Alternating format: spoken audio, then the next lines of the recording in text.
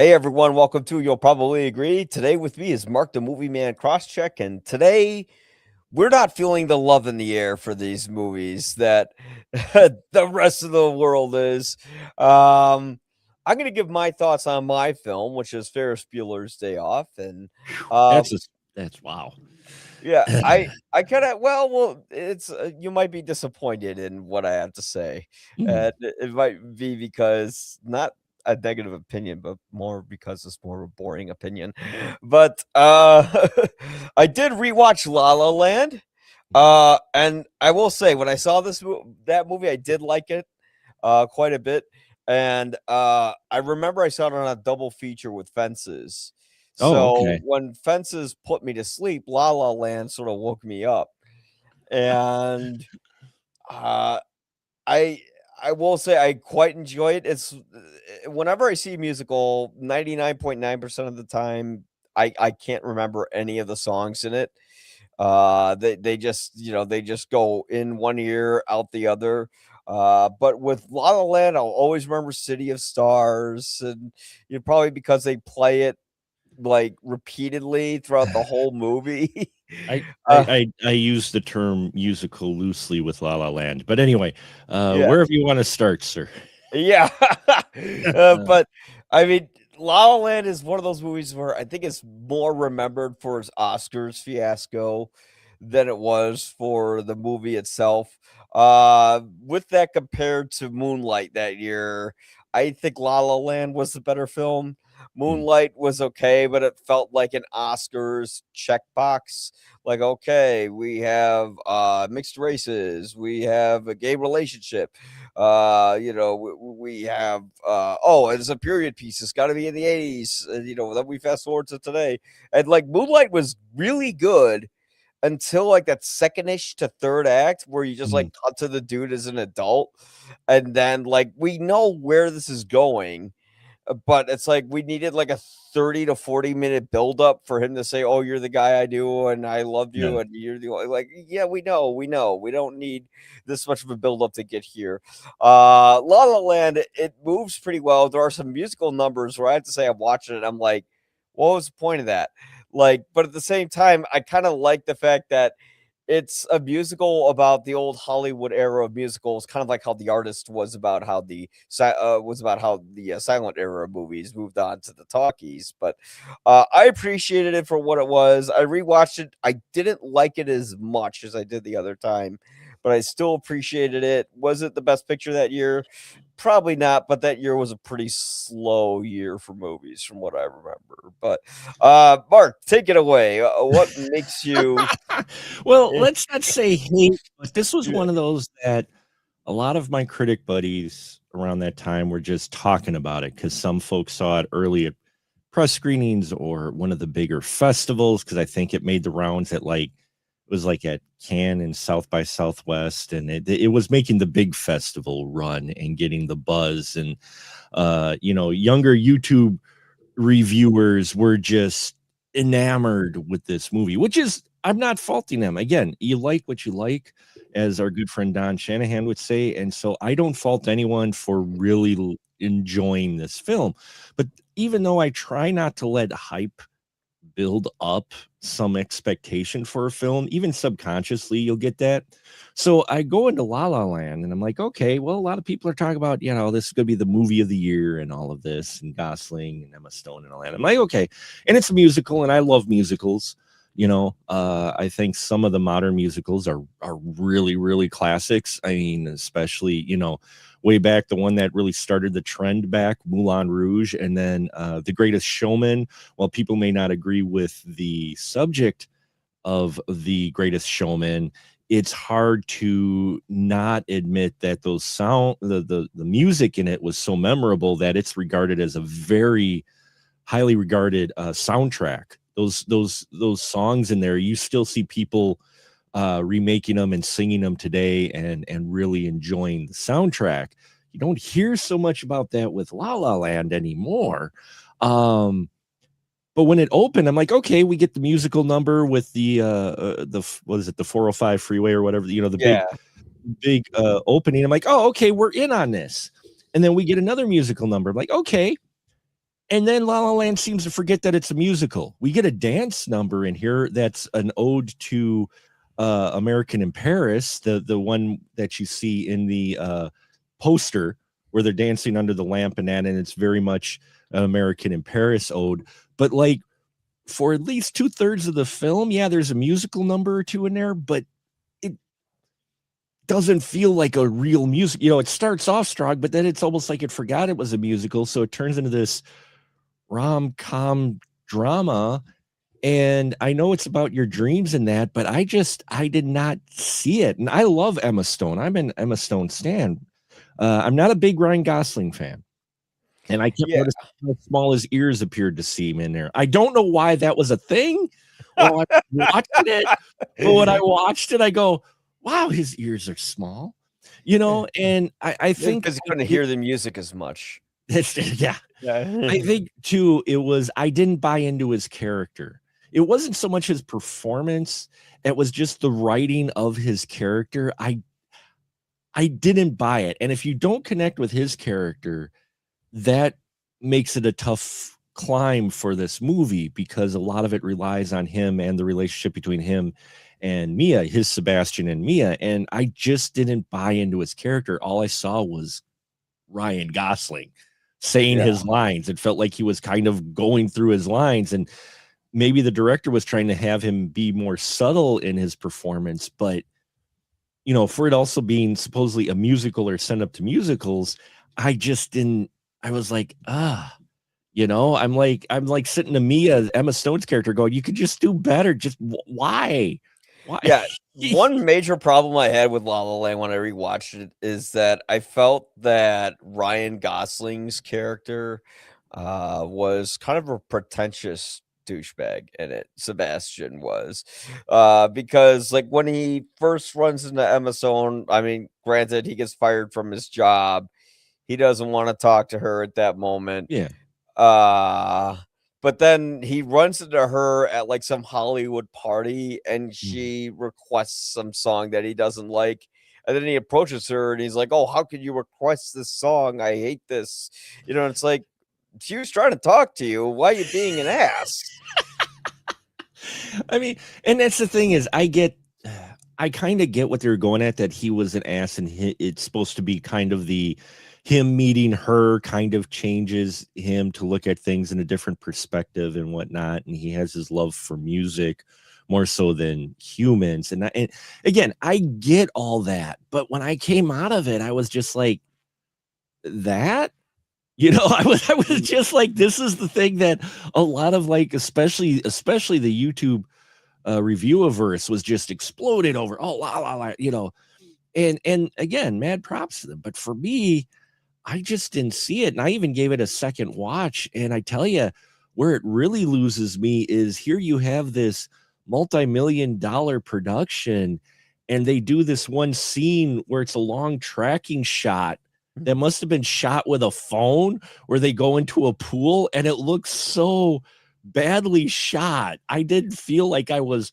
a person going into this party. I just was distracted by the fact of how crappy the found footage look it had. And then they go into the pool with it and it spins around. And I'm just like, what are we doing here with this? I had to look away from the screen during that shot because it got me dizzy.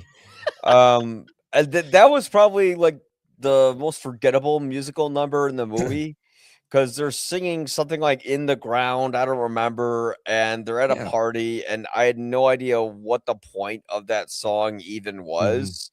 The highway sequence song, I like it and I don't like it. I like the fact that, it was kind of letting you know straight up that this is like an old Hollywood musical, and here's this enormous, impressive bit with like all these extras doing this coordinated dance on this highway. That looks fantastic. But then I'm like, well, they could have just started the movie with them in traffic, but I get it. Like, you could have started with Ryan Gosling flicking off Emma Stone, but I understand that they were trying to establish sort of the romanticized Right. image of Hollywood, yeah. Hollywood in the Mhm. movie. And I think this movie got a lot of flack at the time because they didn't like how it was a romanticized image of Hollywood. Hollywood giving themselves a pat on the back and all that. But I didn't mind it so much for this Mhm. movie because I thought the songs and the music overall worked. Damien Chazelle, who he originally was gonna be a jazz musician, but he just didn't have the talent, so he ended up becoming a filmmaker. Um, you could tell his passion for music, although at a certain point after seeing Whiplash and then seeing this, it's like, okay, we get it. You're a fan of Charlie Parker. You don't have to see it in every single movie that you make. Yeah. Uh, Well, me being a jazz guy, I don't mind Charlie. Give me more Charlie Parker references, more old school jazz references and such. Give me that. Though that too was in this. Again, I couldn't get behind Ryan Gosling's character, and I think that's the core. Again, it's nothing really against Gosling. It's just the way his character was written for me. I think he was just so off-putting in so many ways that I was just kind of rolling my eyes during the film, and I fully acknowledge the segments, especially the bookend segments where you get the big highway musical number, which got my hopes up, and then of course the dance between Gosling and Stone is gorgeous. It's really well done and everything, but everything else about this film just felt kind of standard and hmm, you know nothing really special about it for me. And I think it's part of a good chunk of that is the Sebastian character. yeah. I think for my just it did not strike me at all. And Mia, I got behind. I'm like, this is cool. And then every time Sebastian kept going to Mia, I'm like, go away, leave her alone. I Let think it is the performances though, because Ryan Gosling isn't a bad actor. He's just an okay actor, and that's the thing. Like, no matter what you see him in, he's Ryan Gosling. he's not a character actor at all. He No, really isn't. He's just various forms of Ryan Gosling, which yeah, isn't bad if he gets the right part. I don't think this was the right part. yeah. I don't buy him as like this guy who's passionate about jazz and all that. I mean, maybe. I mean, there was the criticism that at the time, I can't remember the I musician's believe name who played it his was Wynton friend. Marsalis. I think it I was. was thinking of the guy who played his friend, who was Yeah, like the yeah, musician who got him hired, and yeah. His friend was played by, I believe that was Wynton. Was it Wynton Marsalis? it was name of Um, another guy. I can't remember. I But forgot. anyways, I forgot it was, but it was there. a well-known, established musician. Yeah, the criticism was that the white guy is telling this black guy how jazz should work. And in a way, I was kind of like, why did they cast that guy as Ryan Gosling's character? Well, the thing is, he might be even worse actor than Ryan Gosling because he's a singer. He's not an actor. So that wouldn't have worked in the movie. But yeah, you have someone like Ryan Gosling, where in every movie he's just giving you the surface level of what you need for the performance, whether it be Project Hail Mary, just be likable and nice, okay, or if it's Blade Runner 2049, just have no emotion, no problem. If he's doing this role, yeah, there's nothing he really special he's bringing to it, and especially when he's acting next to Emma Stone, who Right. is a phenomenal actress, maybe one of the best actresses I've seen within the last 10 years. Like, there's that scene where she is getting the phone call in the beginning about her friend, like, getting the part, but she doesn't. And she goes from, like, being choked up to like tears welling up to her eyes. And then someone walks in the room and immediately she has to like swallow it down and hold it back. And, oh, okay, I'm acting okay. And like she does all this like within seconds in one tight shot. incredible. Her singing is way better than Ryan Gosling's, and also, she did get to work with someone like Yorgos Lanthimos, who gives her these opportunities to do these very rich characters. But the thing is, Gosling had the chance to do more with characters that he was cast as, but he just doesn't, and she does, and I think he's just overshadowed by her in this movie. And maybe I think that might have been the problem too, is that you feel you can see Emma's Mia character, you just see Ryan Gosling. Yeah. You see her as a character, and then you just like, oh, she's with Ryan Gosling. Okay. And again, Gosling's a hit or miss with me. Is certain roles I do thoroughly enjoy him in. But it's got to be the right role. Like I just recently, he was in Project Hail Mary, and while I know there's folks out there who did, John Legend, that's who he was describing John jazz Legend, to. yeah. It was John Legend. But in that role, I think it fit because the way they wrote that character, it was within his realm, his comfortable. He never feels comfortable as this character in La La Land. And maybe again, that's part of it. People may say, well, and what's funny is that so many people were praising this film when it came out. And again, I'm an old guy. I've watched far more movies than some, and it was more of the younger folks out there who really were like, wow. And then I was like, well, if you like that, check out some old musicals. If you really like, See the Sound of Music or something. See, Singing in the Rain, for crying out loud. You just watch Singing in the Rain. It's just like, okay, and that's what this kind of has a energy like that, but it's just, it fell flat for me. And then after I came out and said, I don't really care for La La Land. Hate's a bad word. There's only like one or two films where I would actually use the word hate. Yeah. Like to my core, they are just films that made me angry. There's not many films like that. There's only like two, I think, that really like deep down where it was like, ooh, what movie are those? One of them, excuse me, one of them was the Psycho shot for shot remake. Oh yeah, the Gus. And I know some people that really enjoy it. Mad props to them. I've given that movie Ben Swan. Yeah, I gave that Norman Bates. When I often depending on if I feel like it, I'll do an Oscar prediction consequence show where if I get something wrong, my prediction's wrong, I'll watch a bad movie that I've been avoiding. And that was one of my consequence films at one time. And this was again many years ago. And I avoid watching it. So I finally watched it. It took me 3 times. Very few movies make me actually turn it off, walk away, and come back. That movie did. And maybe it's just because I have a passion for Psycho. I just really loved that movie altogether. And so I'm just like, I can't. So that movie and the Vacation requel got me. Oh God, yeah. I never very, saw it.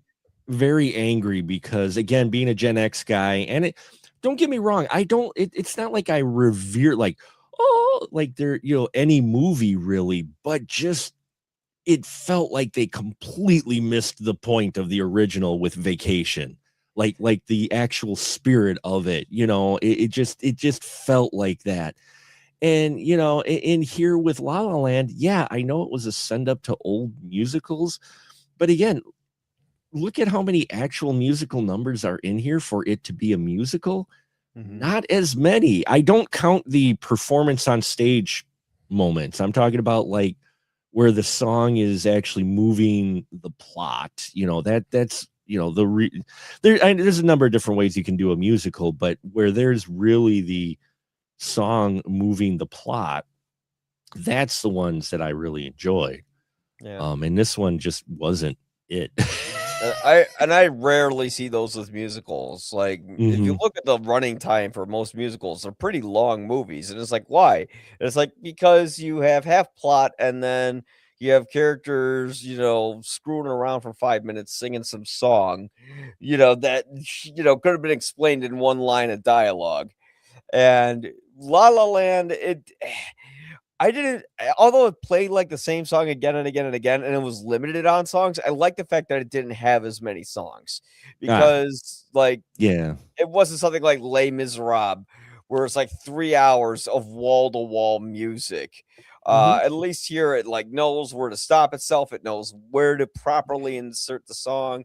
Like, when Emma Stone's having her audition Yeah. and they're like, "Oh, tell us a story," and she starts Mhm. singing some sad story about her aunt or something like that. Like, like the way they place those in there are real smart. Like the Mhm. ending where, you have that fantasy of, oh, what if things worked out between Ryan Gosling and Emma Right. Stone and they had the kid there, and then you go back to the reality in the end. And yeah, Damien Chazelle seems to have this kind of repeated message in his movies about heartbreak, because like in Whiplash, you had the main character who broke up with his girlfriend so he could further his career. And in this movie, you had Emma Stone and Ryan Gosling who ended up getting separated because, she got a job in Paris and he was going to stay in LA and open his club. And in the end, things worked out for them, but they didn't stick around together. One really confusing plot point I saw in the movie. Yeah. So Emma Stone is living, I think, with like all these roommates, and Mhm. Yeah. they cut to her in one scene, and like this guy walks up to her, he gives her a kiss on the cheek. There's this kid there, and they're like, okay, we're gonna go to dinner. And then they cut to them being in dinner, and then she says, oh no, I gotta go, and she runs to Ryan Gosling. Who is that guy and who is that kid? And I thought she was living with all these people. Where did this come from? I'm not sure Yeah. either. It's one of those things where I think they were trying to put in the angle of her giving up something, to go be with Ryan Gosling. I'm not sure if it was intended to be another like fantasy moment in it.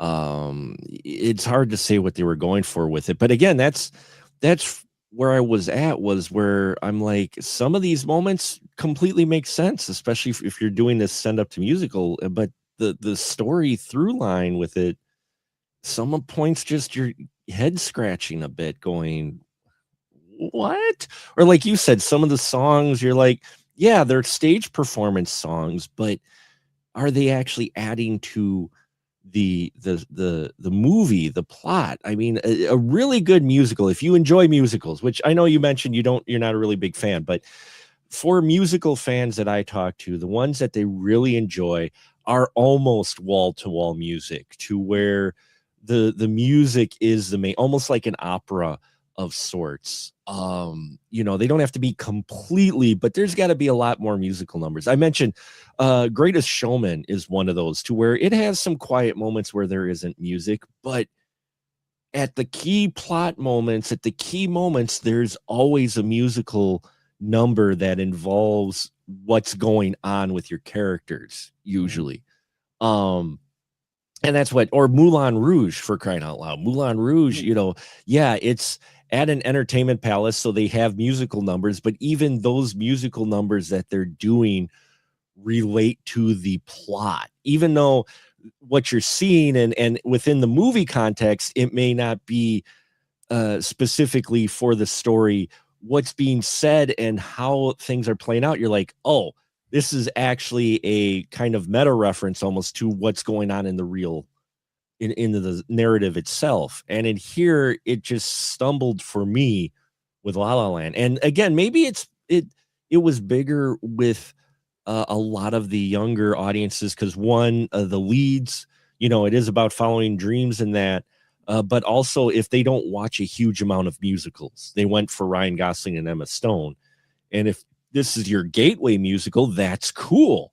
But I've got a whole list of other musicals you can watch that are just, Sound of Music is, you look at that, it's like, oh, look, it's about a nun and she's coming to teach these kids. And wait, there's Nazis? What? Yep.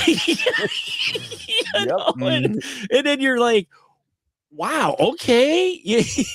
Yeah, and you kind of go, well, how is a musical with Nazis going to work? But if Yeah. you watch it, you find out. You, They, you they see. they make it work. So yeah, I mean, Yeah. again, you enjoy it, you like what you like, that's fine. But for me, I have not still been able to see it with La La Land. And it's for most of the reasons I've said already. It really, and again, if you're not hooked, if you're not with Ryan Gosling's character, I think that makes it tougher to really get into this film, because you kind of have to buy into his character in order to do that. And Emma Stone outshines him. I mean, Emma Stone, I'll watch her in anything. She's one of those actresses to where, oh, Emma Stone's in that movie, I'm going to watch it. Yeah. Even if it's not even in my wheelhouse, even if it's some drama or something, like, oh, Emma Stone's in it. Yeah, I'll watch it. Yeah, because she's fascinating to watch perform, and Ryan Gosling just, he fits the bill, but that's about it, and that's what's not so fun. It's not so, and when he has to sing in the movie, his singing is just kind of okay. It's very like low note because he can't hit those high notes that Emma Stone can. He just keeps going, "City of Stars."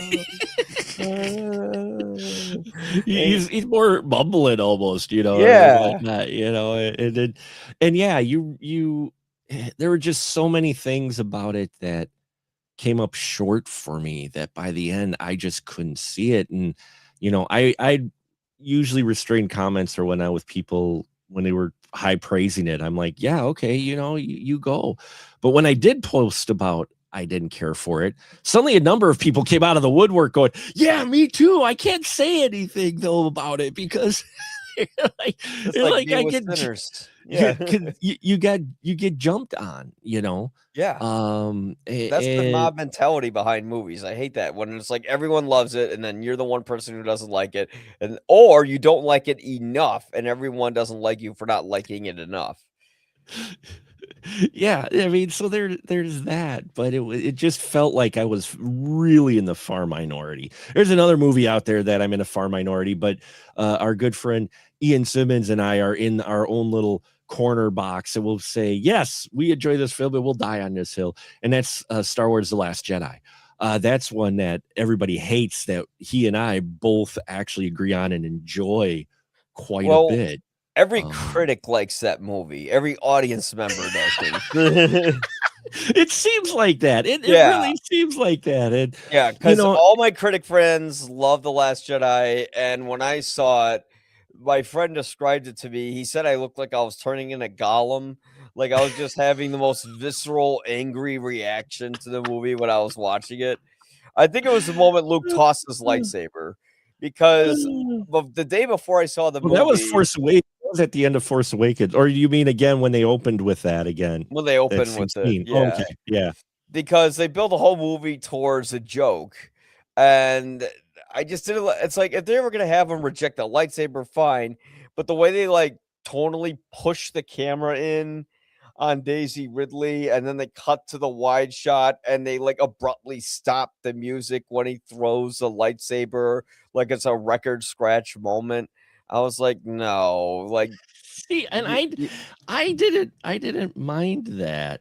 and then the "your mama" joke before that, and the whole Canto Bite, side plot. No, okay, now while Ian and I both thoroughly enjoy the film, we both our agreement on the Canto Blight part of it. There's a different Yeah. way for them to go about it. I even said that in my review with Last Jedi, was that was the one section that it nearly lost me, but it brought me back. You know, for that. But that's that's the opposite. I know that I didn't mean to get off on a tangent, but that's kind of the opposite of what we're talking about here. Is that's a film that a lot of folks I know just revile. And for me, I think for me, The Last Jedi it wasn't for the film necessarily itself, but it was for the concept and ideas that they were introducing that they wanted to go with, that had me excited as a Star Wars fan, going, they're taking this in a new direction that they need to in order to not seem archaic, in that they were getting to the idea of, well, there isn't light and dark anymore. There's just force users. And I like that idea because we've only seen that in the books. We've never actually seen that brought to screen at that time. And that's what they were kind of going for, at least the impression I got was that, yeah, we're kind of going with more gray Jedi. We're going with this. There isn't Sith or Jedi. There's just people who use the Force, who are sensitive to it or can use it. And I liked that idea. I wanted to see where they were going to go with that because I thought that would be cool to see on the screen. And then they listened to all the fanboys and the toxic and the fallout from Last Jedi, and suddenly we got Rise of Skywalker. Let's face it, that's the film that toxic fandom built. And no one's going to convince me otherwise that's the film that toxic fandom built, because if you look at everything that they do in the first part of that movie is all like felt like reaction to the response they got online by a lot of fans. So, you know, I mean, and so I get it, you know, and you enjoy La La Land, great. For me, I'd rather watch one of the older musicals or one of the other modern actual musicals, you know, that I consider musicals. And this one, I think it's like a musical hybrid. Not really a full musical, but not really just a full straight film either, you know. It's almost like a fantasy. I had the theory when it came out in the when it came out at the time, I kind of had this theory that like you don't know what's taking place in the character's head and what isn't. You know, like because I don't think Emma Stone and Ryan Gosling were able to float in the air and all that stuff. Oh yeah, no, I mean it's a fantasy part, and I like the fantasy parts. It's just there wasn't really enough of that for me to consider it like an actual, like a tried and true musical. You know, just because some of them you have some musical numbers in it where there's songs. You know, what was that? That film that came out a year or two ago about the drug lord who Amelia Perez. Where that was a musical. I didn't even realize that was a musical when I went into it until I got like the Uber Netflix box for it. I'm like, what the heck is this? And that movie is why that movie is the musical that people who don't like musicals assume musicals are. You know, are you getting a sex change? Is it man to woman? Oh my, woman to man, a penis to vagina.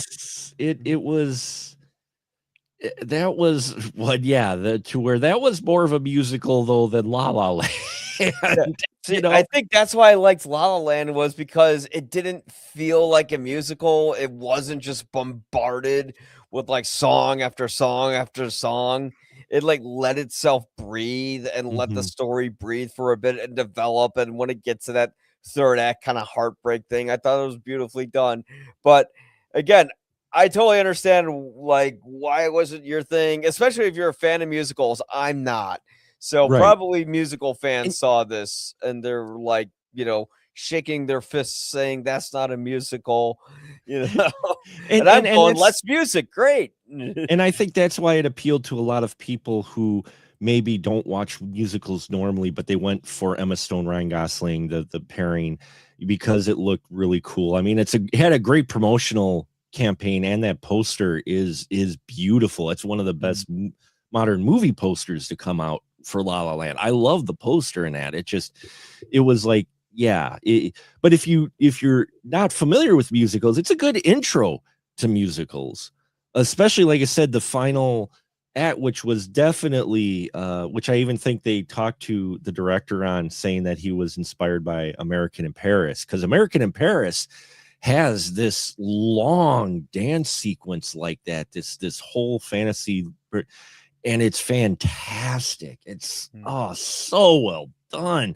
I mean, it's Gene Kelly, but you know, it's one of those things where it's just, I love that segment. And you know, I was hoping for a little more of stuff like that from La La Land, and you know, it was, so that's where I was at. But I'm interested in your despising Ferris Bueller. Now I'm Gen X. We're about we are about a generation apart. I don't mind admitting my age. We're about a generation apart. So I'm curious on why you really don't like Ferris Bueller.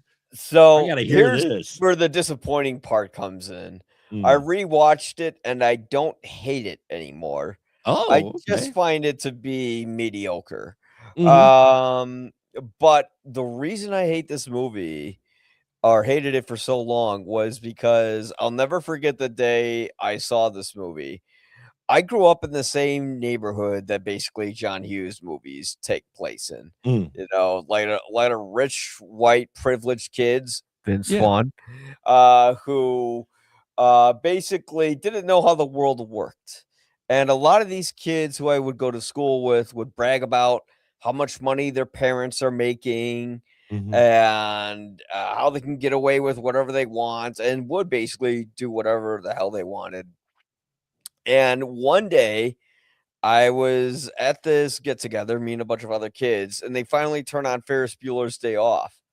Everyone's laughing at the scenes and they're loving the whole thing. And I'm just sitting there like stone face the whole time because I'm looking around and I'm like, he's all of you, you spoiled, bratty, d- ungrateful little shits. He is you, because it's this movie about this rich white kid. He basically should go to school, he should learn, but he's not really going to. He's going to go and have a fun day off, which I understand. Um, and he's prone to nepotism. So at a certain point, he's going to, probably screw around, and his dad will chuck him a bunch of money, and he'll get like a VP position at his firm or something. And then you basically have the heart of the story, which is Cameron. But I felt like the movie was so distracted by all of Ferris's antics that it didn't really have like a thorough plot or a story. It was just like a collection of scenes of a guy hanging out in what's essentially like, I'm glad Chicago for once is not shown as like a place where people get murdered all the time. Right? Yeah. But it still kind of felt like a shallow tourist video of Mm. Chicago in some ways. Um, so that movie will always reminded me of these people I would grow up with. And Mm. it's kind of like if Ferris Bueller, for instance, was some guy who was in a much poorer neighborhood and he tried to do that stuff. That would be a much more interesting movie to see how a poor guy could actually kind of maneuver and outsmart his way into getting a dinner, a table at this very nice Mhm. restaurant, or getting on that parade float, or how does he get that car instead of Cameron's dad, who, doesn't treat him well, doesn't, and loves the car more than him, you know, it would be more interesting to see from a poor person's point of view how they would get that. And instead, you kind of watch this movie about rich people having a very good lifestyle. Now, I'll admit I'm a hypocrite in this statement because I enjoy Home Alone, and the McAllisters are fucking rich. There's some money there if you're paid for a full flight of like 8 kids to and Yeah. family members and yeah. Yeah. But it's like I can't fault John Hughes because the guy has written some amazing the vacation movies are great. Right. I What we love, were talking about, yeah. yeah, the vacation movies are great. Home Alone 1 is enjoyable. He's a great writer. And of course, he was a big contributing writer or one of the original writers to National Lampoons when it Mhm. came out. But yeah, I would say Ferris always felt a little dry to me. Mm. It just felt a little bit like we're going through one sequence to the next and they're connecting pretty well, and structurally the movie's pretty sound. Like each punchline leads well into the next. Each scene connects well to the next one, but there's just something missing there, and I think it's a real heart, and I think it's a character who I just found to be kind of a douchebag. Like, I just found Ferris to be a little shit, and, I mean, I will admit he is doing something good for his friend in the end. He is showing Cameron how to stand up against his father, Yeah. but At the end of the day, I'm also watching a movie about a guy who's very privileged, who can get away with whatever he wants and does kind of give the wrong sort of expectations for children watching that movie growing up. But it's a fun summer film, and I think I was a little too hard on it throughout the years because of my personal experience. But yeah, it's just okay. No, and I get that, and I can see that. I think for me, especially growing up when I saw it again, possibly a generational thing is what appeals to a lot of people, especially those of us over the hill, at age 50 or so as Gen Xers or what. I think what appealed to us, and I know I'm on the tail end of Gen X, but in any case, is the spirit of rebellion for Ferris Bueller. It wasn't necessarily his financial situation, at least for some of the folks that I know that I talked to, that all of us enjoy Ferris. Him being the privileged guy you don't really think about it. And maybe it's because of the films of that time, is that you did get a number of films, especially that's where the term yuppie came out from, is the 80s, I mean, Michael J. Fox, I mean, he everybody loves him, but he's the tried true up and coming young yuppie, so I think that doesn't enter into it when we watch it. It was more of that spirit of rebellion going against what is expected of you, and that's what Ferris is. He has the courage or the tenacity or the pretentiousness even, and even, privilege, like you said, to just do these rebellious things that growing up you still had a hard time doing because your parents were still very strict and they were carrying things over. Even though they said they wouldn't be their parents, they're carrying things over from what they went through as kids with their boomer parents, who came from a different time period where things were strict and proper. And, you did these things a certain way and you followed in your parents' footsteps and that, and I think that is what appeals to a lot of people, especially me, is the spirit of rebellion. It's not so much that, yeah, he can get away with this. It's just the fact that he's doing some of these things, and yeah, he's getting away with it. But it's just that fun of watching someone do that, knowing, yeah, I wouldn't have been able to do that. I wouldn't have been able to just get up on, well, maybe me, but because I'm a ham. But I recognize that. But I mean, a lot of people look at it, go, yeah, I couldn't get up on a parade and do that, or I couldn't sit there and convince a rich restaurant, to have the dinner, or get my girlfriend out of high school by posing as her parent with the car, and that, he did a lot of things that people maybe fantasized about doing, but never actually did. So it's not so much his financial situation or his position or his family or his privilege or whatnot. I think that takes a backseat to just his character of that rebellion against the parents, because when I watched this came out in what, 85, 81, I think, or 81, 82. So, I'm like, no, I'm sorry, 86. It is 86. Okay. Yeah. I thought it was like 85, 86. It came out. Mid 80s was a really wild time for film, but I was like 10 or 11 years old. So I'm watching Ferris Bueller, who's a younger guy who says he's in high school. I'm not quite high school yet, but you're seeing him rebel against the parents. You're like, yeah, do that. You see him sticking it to the man basically. And, or the principal who ends up getting just beat to crap, which is therapeutic to see, considering Jeffrey Jones is considering it's Jeffrey Jones that we know now. What we know now about Jeffrey Jones, you look at it and go, yeah, no, more, give him more dog bites and such. Get him in the nuts. And so I think that's part of it, but I completely understand your side of it and why you don't care for it. It's definitely a product of its time. I know a lot more people, don't exactly care for it today because of some of the things you said and some other things as well, just kind of how ridiculous. But especially in the 80s, we got a lot of ridiculous comedies. Mhm. you know, and it did feature a lot of more privileged kids or privileged folks. I mean, it just was, and I think that was part of it because suburbia, the idea of suburbia was on the rise. It was huge.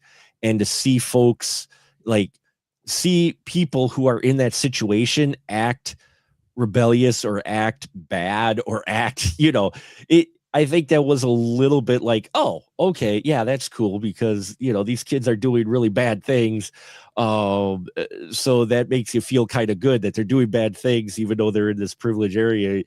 You don't think about, well, they could get away with it. It's just the fact they're doing these acts, Yeah. and it's the consequences that are probably going to have for it. Yeah, see, Um, I saw people maybe not do things like posing as a sausage king or anything, but I would see them, get away with things that I knew, like, most kids in most neighborhoods, see, and so to me, it was like watching a documentary. I'm like, "Well, that's just Steve or Bob down the street." Like, and again, I get that. For me, yeah. I didn't, I did not see those types of folks, or if I did, they were kind of butt of jokes in that. So here, seeing the joke on them, I think is what appealed to me on that.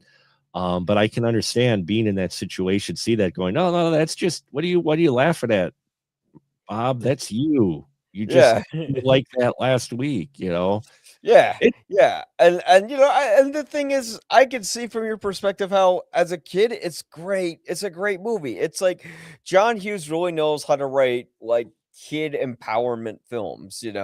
Like Ferris Bueller's Day Off. Ferris goes against the system or the principal, and he has the cute girlfriend. He helps his friend out. He's nice to his parents. We all like him. At the end of the day, Ferris will probably be in that universe president of the United States. You know, He's and Matthew. It's what put Matthew Broderick on the map because hmm he was such a charismatic character yeah, that you couldn't help but like him, even though you're just like, yeah, because his performance in there, I think for especially at the age he was at, I thought is really well done. yeah, You and know. it was written specifically for him for that roles, Mhm. and you could tell because like those words just like I couldn't see other actors pulling that role off as well as him. Either they'd be too good looking, or they'd be too smug, or what have you. Like him, it's like Matthew Brock just looks like a regular kid who was, kind of a clever little shit in that movie. And, I mean, if there's He was. one major criticism I might have with it is, like, Mia Sara's character is just basically a sex object in the She's movie. just Yeah. they don't write a whole lot for her. It's more about the relationship between Cameron and Ferris, Yeah. more so than her. I mean, yes, she is there for his girlfriend, and you're like, okay, yeah, she's, for whatever reason you want, but you could see that she would, someone like her would be his girlfriend. So it wasn't out of the realm of, oh, that's unbelievable. It Mm, just was the fact that, yeah, they don't write a lot for her character, but that's because it's mostly about the friendship between Ferris and Cameron. Cameron is a guy who just can't get out of his own head, and he's the complete opposite of Ferris. And I think that's where kind of the core of this story is. Even though you've got a lot of the antics, it really is about Ferris. You could tell actually really cares about his buddy as much mm. as he's a smug guy or whatnot at the end of the day. And Cameron, you get that moment near the end where he calls him out, just for all the points you say you hate, you don't like Ferris, he calls him out on it. And I think that's kind of the heart of this is their friendship. But yeah, Mia, she I was nice to at least see her get other roles later on, but they write her as the hanger on for Yeah. this. She really doesn't have a lot of here. If you cut her out, you wouldn't lose really anything. It was mostly in there to kind of be a little bit of a bridge between Ferris and Cameron. Yeah, Because it was I kinda like, "Oh, look. Ferris has his hot girlfriend, and one day Cameron can get that too if he just listens to Ferris, kind of thing. Well, not so much. I think part of it, maybe that part of it also is just the fact of she is helps bring a little bit of softer side because Cameron and Ferris are so polar opposites that they need kind of that bridge in the middle. If someone's there with them, they may be a little bit better towards each other than if she's not there. I could see Ferris giving him far more of a hard time at the end of the day.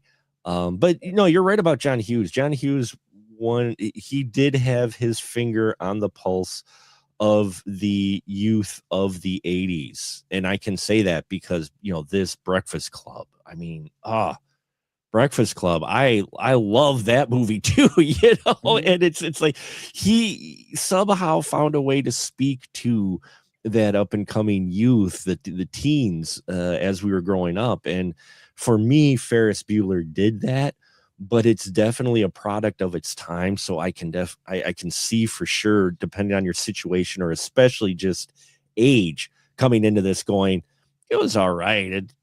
Bit ridiculous or whatnot, but I think I'll go watch La La Land instead. Folks like that. At least they struggle in La La Land. So and I get it. It's one of those things. I guess just for me, it's also growing up with that film. Again, I was 10 or 11 when it came out, so it connected. It was fun seeing a younger person sticking it to the older persons and having this wild time, knowing I could never probably be able to do that, and being able to kind of live vicariously through Ferris Bueller. Yeah, no, I can definitely understand that, and I feel like if I didn't see that movie in the setting that I did that one fateful day, it might have appealed to you differently. It might have appealed to me a little better, a little more, because when I'm watching it, I really do like how each scene is like I'm rewatching it. I'm like, oh, I remember this scene. I remember this scene. I remember this. Like, there's hardly any moments where I'm watching it and I'm going, okay, let's move on. Like, the only time I felt like it was dragging a bit was like maybe when they're in the art exhibit. Like, I'm like, that could have been trimmed by like 5 minutes or 3 minutes. Yeah. But like outside of that, pretty tightly structured. Yeah, it was well performed, but I feel like if you made that movie today, I don't know if as many audiences would connect to it. But then again, a lot of Marvel movies and even Batman and all, like, these are all people who are they're rich superheroes, you even had, like, when it came to Hawkeye, he had like the girl who was with Hawkeye, and she had like rich parents, and I'm just like, oh, Yeah. okay, I don't care about it. But yeah, and again, I guess it's what you're looking for in it. I couldn't see them making Ferris Bueller today. And the only reason I say that is because it'd be cynical. yeah, That's the one thing about like Hughes's films aren't, and I think that's the appeal for them. So many is that they're genuine. They don't feel like they're bad mouthing, teens or young or the situation. They really have a wonderful heart and feel to them. Even when there's tragedy in the film, it's handled with care. And I think what we've seen, especially in some of these IP remakes, is a prime example of just cynicism towards the classic story. So if they made a Ferris Bueller today, it would be either over the top meta.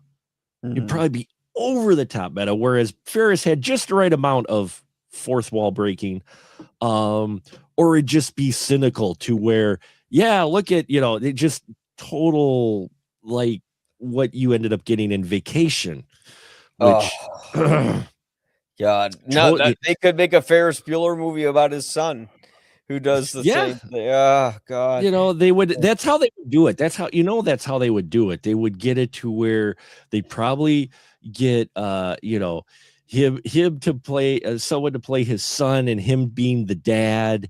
Yeah. And then, you'd even have another Charlie Sheen cameo.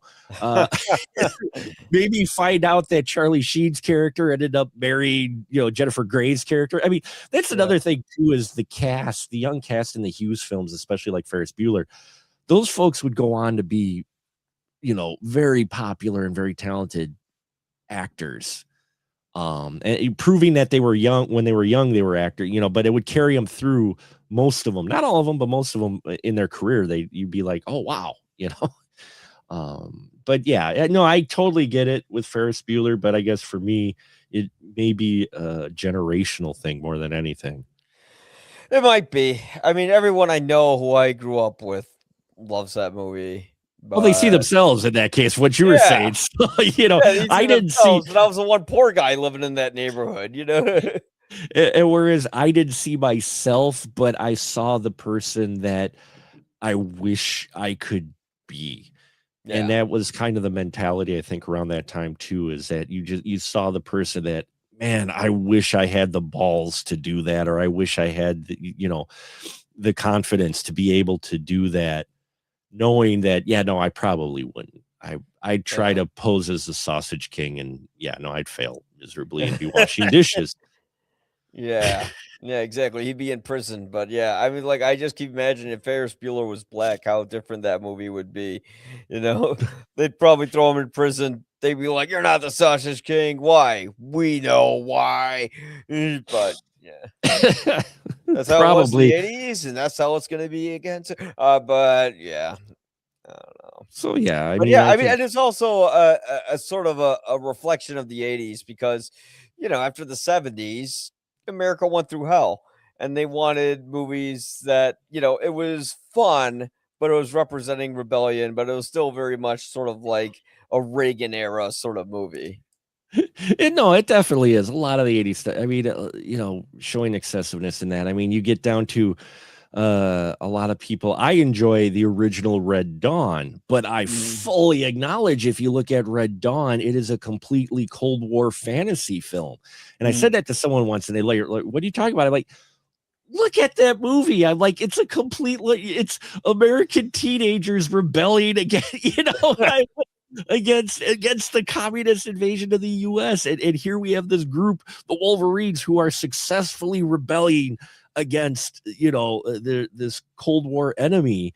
When you look at it going, yeah, no. In real life, yeah, you'd be like, yeah, I don't know. I don't know. Some of it maybe, but it's that time period of that. That's why I think the movies of the '80s, especially like comedies, have an interesting energy to them. And yeah, while they're not always written the best, or we look back at them with the 2026 eyes and go, ooh, that really, ooh, that's, it is a product of its time. yeah. So, Uh, yeah, I kind of miss '80s comedies like that, though. I feel like comedies kind of peaked during the '80s. Like that was like well, they did. Yeah, Yeah, that was, like, one of their absolutely. best eras, and then it sort of plateaued there, and, it goes up and down. Comedy is really, really hard to nail It, because if you don't have your audience laughing mhm. for at least 60 minutes straight, even if you lose them for, like if you make, like, an hour and a half movie and you lose them for 10 of those minutes, an hour and a half, your audience is gonna probably not like your movie. So you have to constantly keep the story moving. You have to keep the jokes going because there's nothing worse than when you see a comedy and the jokes fall flat. Ooh. It's oh yeah, Oh, it's it's always painful to watch, and then it just doesn't get any better either. You're just watching it going, okay, I know I'm supposed to be laughing at this part. It just is not funny. yeah, yeah. I still haven't seen movie 43, but I heard it's absolute. I've got it on my DVD shelf, but I'm afraid to watch it. You I'm like, bought it, but you never saw it. no, I gotta be in the right mood, I think, because I'm like, because I've heard so many horrible things about it, and comedy is one of the hardest genres for what you're saying, is trying to appeal to it, and the modern comedy, especially, you don't get nearly as many. And Yeah, when you do, they're either great or they're just painful to watch. That's why I'm cautiously optimistic about Scary Movie 6, but at the Yeah. same time, I'm like, because I saw the trailer and I'm like, I get what you're going for. This could be funny, but maybe I watch it on streaming. Yeah. It's I just- feel like scary. I don't know. I would love to see Scary Movie in a theater, but I just don't know if there's a lot of material you could play with, but it feels kind of like it was a product of its time. If you do another Scary Movie, it's like, oh, okay. Although there's a lot they can make fun of. They can make fun of weapons, which I think they do in the trailer. it- You can make fun of Scream, you can make fun of a lot of stuff, but you got to be clever with it. Like, you want to make sure you write a Naked Gun reboot, although David Zucker doesn't like it, instead well, of Naked Gun reboot was a surprise because it had me laughing constantly, yeah, and I didn't expect that at all. I went into that going, okay, here we go, because the trailer did nothing for me, and I came out with a hurt side because my friends who love the original found it just funny. Oh, it yeah. hurt our sides quite a bit. I thought for what it is, they did a really good job. But Oh, you yeah. get those movies like that are few and far between because again, it's too cynical, it's either too over the top, mean spirited in their jokes, and it's one of those things where I'm like, eh. And then I understand because we live in the meme generation and the internet is hard competition when it comes to comedy. It Oh, really yeah. is. Because now everyone's a comedy writer, you know? I see people who are regularly on the internet writing funnier stuff than the professionals, a lot of times, and it's hard. I remember, way back, I used to take a stand-up comedy class, which don't take a class for stand-up comedy. Just go out and do it. It's Just a do it. waste of your money. Um, they would be like, "Yeah, go on the internet and write something each day that you think is funny until you eventually get something."